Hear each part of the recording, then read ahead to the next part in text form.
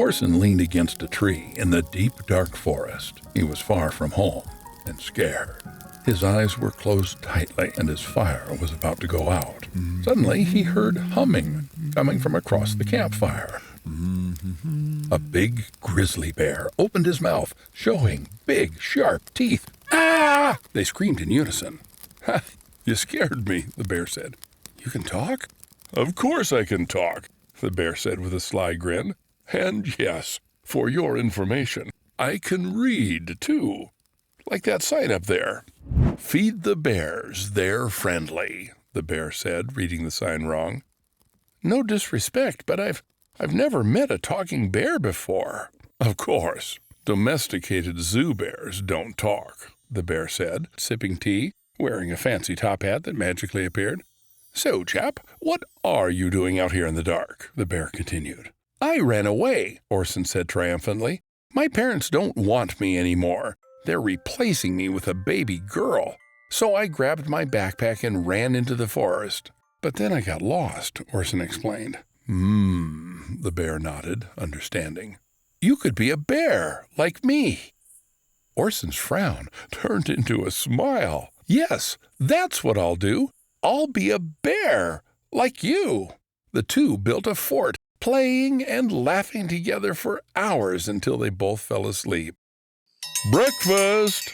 Orson awoke, staring right into the eyes of a big, flopping fish. "Ugh, yuck! What is that?" the boy screamed. "Don't hurt his feelings. He's our breakfast," the bear said. "And so delicious." "Ugh! I'm not eating that." "I thought bears ate berries," Orson said defiantly. "I guess I'll just throw him back," the bear shrugged in disappointment. The fish blurbled in relief. Orson and the bear found bellies of berries and adventured through the forest, climbing rocks and swimming in rivers. The bear even taught Orson how to catch fish. Orson was having the time of his life, but for the first time since meeting the bear, he started to think about his family. "Bear, don't you get lonely out here in the forest by yourself?" "Everyone gets lonely sometimes, but I always have my family." "You do?" "Of course. Who do you think taught me how to fish, or climb trees, or swim in rivers?" Who?" "My brother. I'll show you our favorite thing to do together." "We've been here for hours and nothing is happening." The bear silently stared at the leaf in anticipation. "Bear," Orson whined, "I want to get down." "Shh, it's about to happen." The leaf fell, floating away. "Wow, did you see that? Spectacular!" "Bear, what does this have to do with your brother?" "Sometimes just doing anything with each other can be fun. Now it's your turn to pick what we do."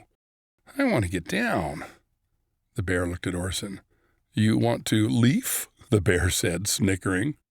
The bear helped Orson down from the tree. "But how am I supposed to feel about being a brother? Change can be scary. Just enjoy each other and laugh together. And always try to be the best big brother you can be." Ready to keep living in the forest and being a bear forever? Orson imagined his new life as a bear, but he started to miss his mom and dad. And he wondered about having a new baby sister.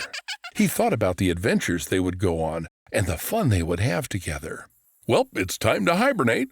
Probably my favorite thing about being a bear." "What's hibernate?" Orson asked. "We nap for like 5 or 6 months, the bear yawned. "It's pretty great. It's a bear thing." 6 months, Orson slumped. "But I'm not even tired." "Maybe if we wait a few seconds," the bear suggested. "Tired yet?" "Not really." "How about now?" "You are getting very sleepy," the bear teased. "No, I'm not," the boy yelled out. "I had fun today, but I don't want to be a bear anymore. I want to teach my new sister the things you taught me. Teach her how to fish and how to climb rocks. Enjoy the leafy moments with her, and be the best big brother I can be." "Well, kid, you were a great bear," the bear said, while waving goodbye and walking off into his cave. The door quickly closed behind him. Orson looked up at the stars in the night sky. A tear ran down his face as he realized he was still lost, still scared, and still far from home. The bear whispered behind him with excitement. "What are we looking at?" "How am I going to get home, Bear?" With a swift point to the sky, the bear yelled, "Alakazoo!" A bright, twinkling star magically appeared in the sky. "If you follow that, you will get home," the bear said, "and I will call it Polaris." "Why is it called Polaris?" Orson wondered. "Because I am a Polaris bear," the bear said, befuddled. "Because my name is Polaris? Because you're Polaris?" The bear still trying to figure it out. Okay, thanks, Bear. I'll never forget you." The boy followed the star, Polaris, through rivers, over rocks, and past the remnants of his campfire to the edge of the forest. He finally saw the lights of his small town. He heard his name being yelled out in the distance. "Come home, Orson!" Orson! His parents were calling him. Maybe they did want him after all. Orson smiled, excited to be himself again, and excited to teach his new baby sister everything the bear had taught him. And in the sky, the North Star shines brightest of them all, the star known as Polaris, the tail of the Little Bear constellation. The bear who taught Orson the importance of family, and who he will never forget.